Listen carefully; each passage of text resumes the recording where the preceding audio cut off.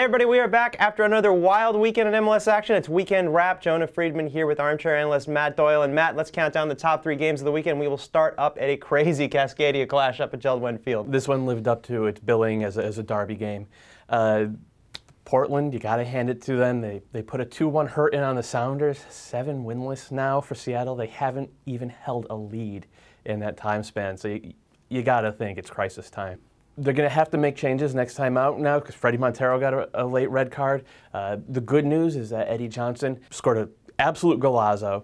So there's some hope there, but it's just not the same Seattle team. It's just week after week after week. You expect them to start stringing passes together, to start winning second balls, to start defending like they mean it, and it's nowhere to be found.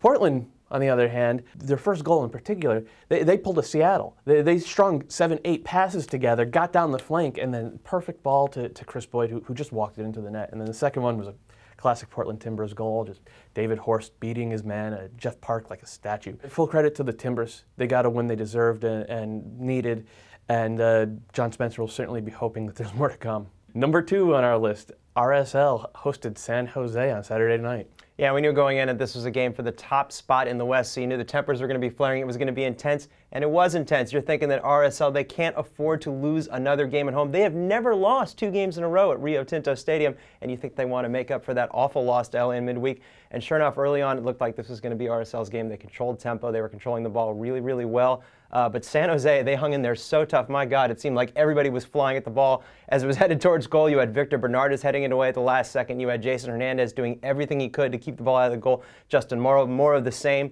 And as this game went on, it was still 0-0. You started to get the sense it's starting to play into the Earthquake's hands. We all know that Goonies never say die, and they're just so good at these last-minute heroics. About 15 minutes from time, the Quakes finally got their breakthrough, and it was another RSL defensive gaffe. It's just killing them in these last 2 games. This time it was a defensive breakdown between Nat Borchers and Nick Rimando, and Alan Gordon, the super sub that we've all grown to love over these past few weeks, was more than happy to deposit that one into the net. RSL comes back. Javier Morales drills a fantastic free kick to equalize it. But then again, at the last minute, San Jose again getting a last-minute goal to get a result out of this one. A fantastic finish from Wando after a flick-on from Gordon. The guy has just been unbelievable.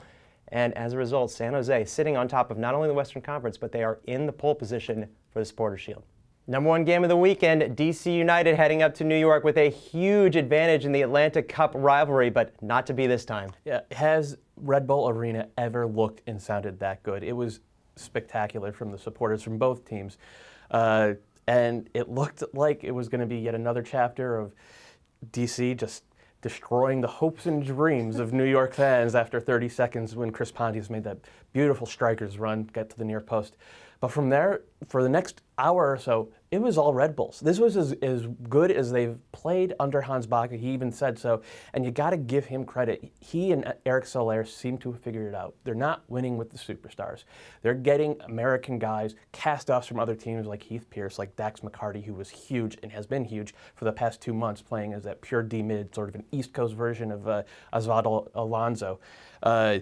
Brendan Barklage, the hero on the day, who knew who Brandon Barklage was before April of this year? It was a huge step for the Red Bulls, and the way they're doing it, I mean, nobody thought that this was going to be a team of likable American scrappy cast-offs. It just wasn't in the plans. But over the last 20 minutes, 25 minutes, DC really came back into the game when they brought Branko Boskovic on. He controls the tempo. He changes the pace and the place where the game is being played.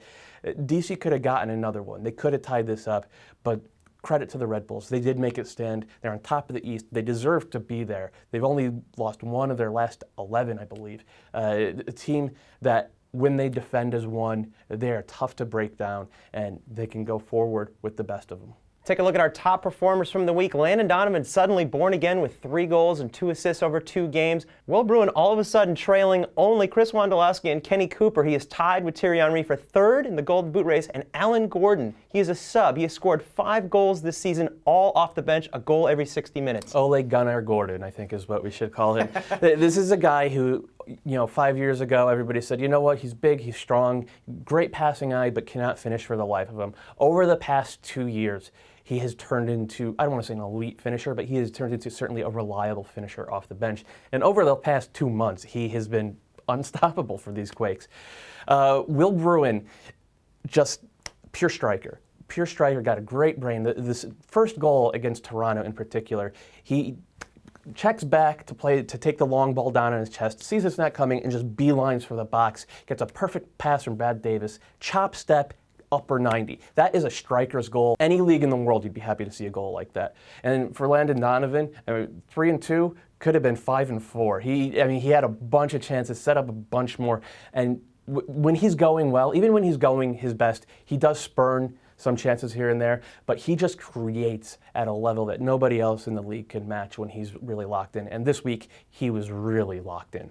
And honorable mentions, of course, to Danny Kuberman's with a 3-goal week, and Carlos Valdez of Philadelphia just shutting down that entire Sporting Kansas City attack. Yeah, Valdez was a rock. If not for all the strikers filling the nets, he would have been Player of the Week candidate. Check with the standings. Like we said, San Jose all of a sudden sitting atop the entire league. They've got 33 points. They took 6 of those points in a 2-game swing through the Rocky Mountains.